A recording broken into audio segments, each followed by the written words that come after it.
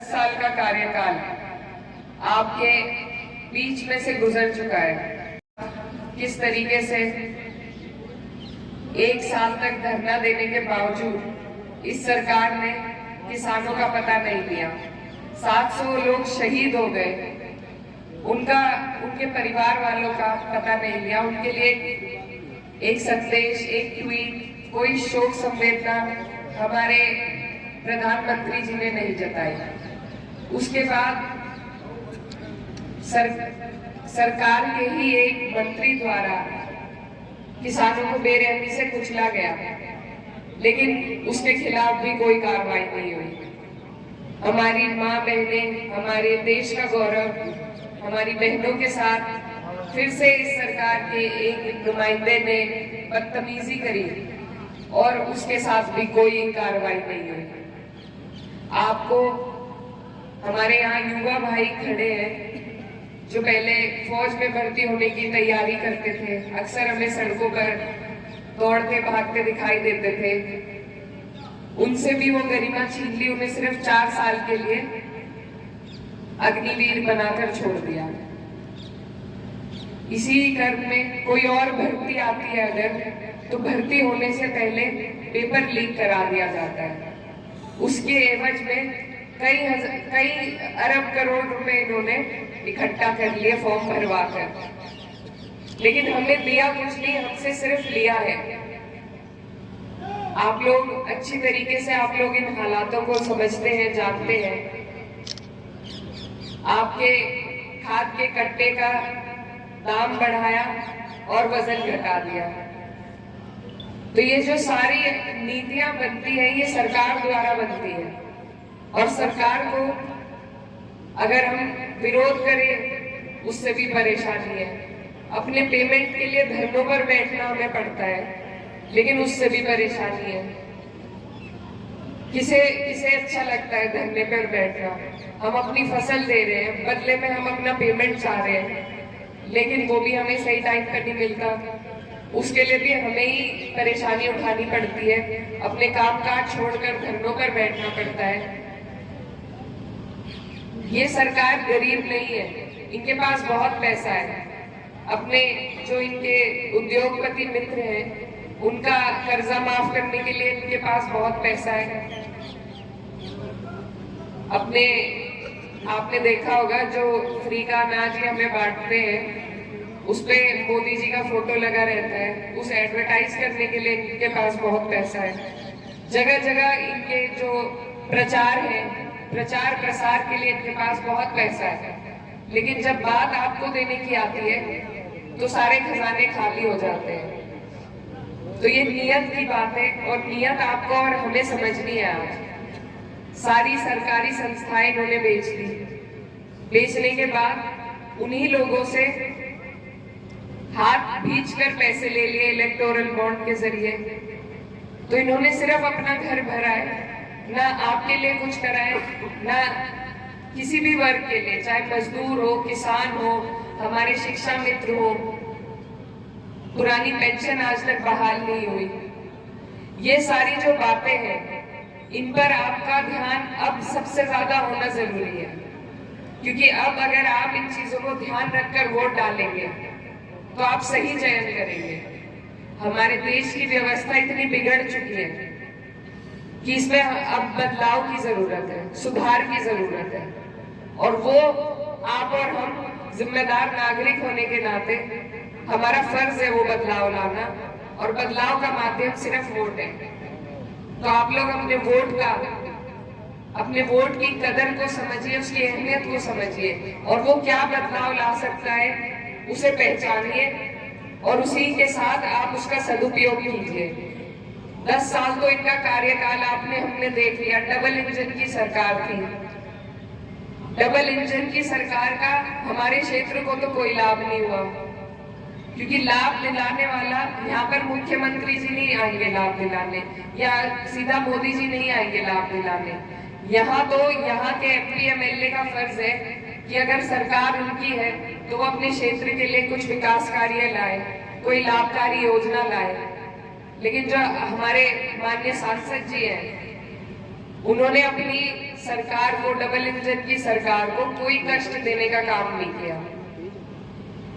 और उसमें गलती उनकी नहीं है, क्योंकि मुझे पता है पिछली बार भी वो सब जगह नहीं पहुंच पाए थे। बिना मांगे उन्हें 90% वोट आपने और हमने दिया है।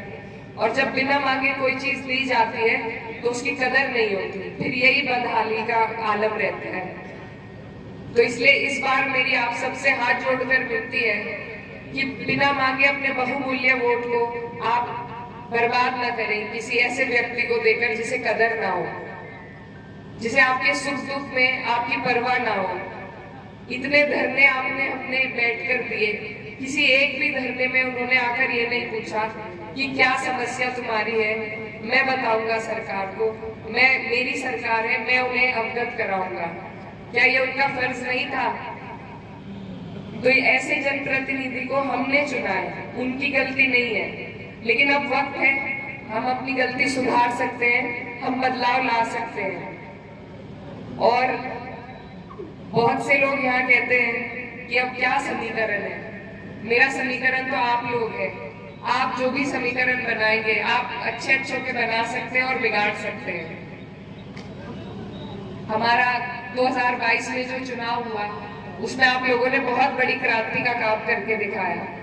यहाँ से, इस जिले से हमने भाजपा को साफ कर दिया था। आज अलग बात है कि दूसरी तरफ समझौता हो गया, लेकिन वो समझौता भी सम्मानजनक समझौता नहीं है। अभी परसों की रैली आपने देखी होगी।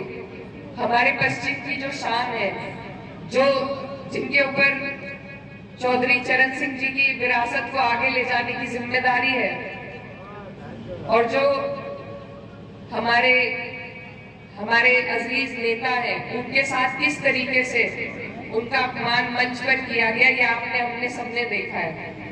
हमें नहीं पता उनके साथ ऐसी क्या मजबूरी रही कि वो हमारा गठबंधन छोड़कर वहां गए। और मेरा दिल ये कहता है कि मजबूरी जरूर कोई ना कोई रही होगी, क्योंकि यही भाजपा करती है, दबाव बनाती है।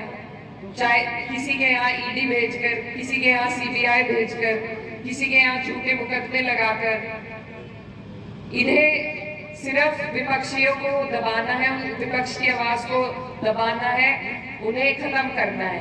और उसी के साथ साथ ये हमारा लोकतंत्र खत्म करना चाहते हैं। अगर लोकतंत्र खत्म हो गया, विपक्ष खत्म हो गया, तो आपकी हमारी हक की आवाज उठाने वाला भी कोई नहीं रहेगा। तो इसलिए ये जो तानाशाही वाली सरकार है, इसको हटाने का अब वक्त है। आपके सामने वो वक्त है।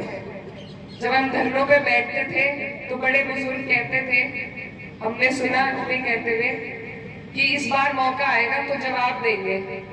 अब मौका आपके सामने है। मेरी आप सबसे यही गुजारिश है कि आप इस मौके को मत गवाइए, क्योंकि इस बार अगर हमने चूक कर दी तो फिर 5 साल का पछतावा हो जाएगा। आपको सिर्फ अपनी बेहतराई के लिए वोट देना चाहिए। जाति, बिरादरी, धर्म में ये हमें बांटने का प्रयास करते हैं, लेकिन अगर हम इन्हीं चीजों में बटे रहे तो हमारा विकास कभी नहीं हो पाएगा, हमारे मुद्दे कभी नहीं उठ पाएंगे।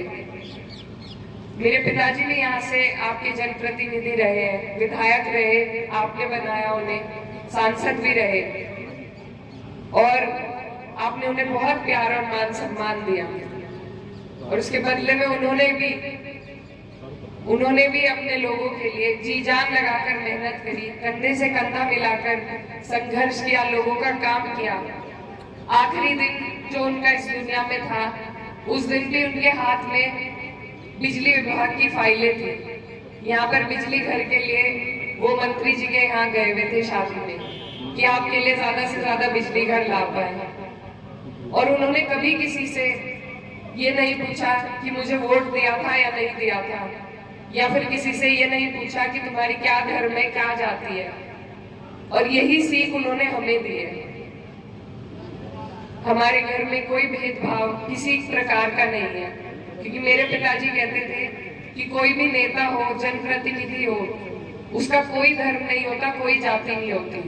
और अगर वो किसी धर्म के प्रति या जाति के प्रति झुकाव रखने लगे तो वहीं से उसका पतन शुरू हो जाता है। तो यही सीख हमने ली है और इसी को आगे बढ़ाने का मेरा संकल्प है, उसी के लिए मैं आपके बीच में आई हूँ। मैं आपकी बेटी हूँ, इस क्षेत्र की बेटी हूँ। अगर आप लोग मेरे साथ देंगे, मुझे पार्टी ने बड़ी जिम्मेदारी दी है, बहुत बड़ा टिकट है ये, मेरी उम्र इतनी नहीं है। इस बड़ी जिम्मेदारी को निभाने के लिए मुझे अपने सभी बड़ों की जरूरत है, क्योंकि चुनाव इतना बड़ा है, एलम से लेकर टोडरपुर मिल तक है।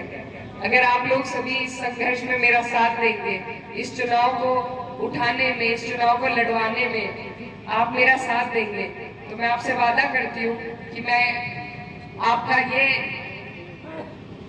ये आशीर्वाद कभी नहीं भुला पाऊंगी। और चाहे परिणाम कुछ भी हो, चाहे परिणाम कुछ भी हो, मैं जीवन भर आपके बीच में, आपके सुख दुख में रहकर आपकी लड़ाई सड़क पे और सदन पे लड़ने का काम करूंगी। आपके आशीर्वाद के लिए आपके बीच आई थी। बहुत बहुत शुक्रिया। धन्यवाद।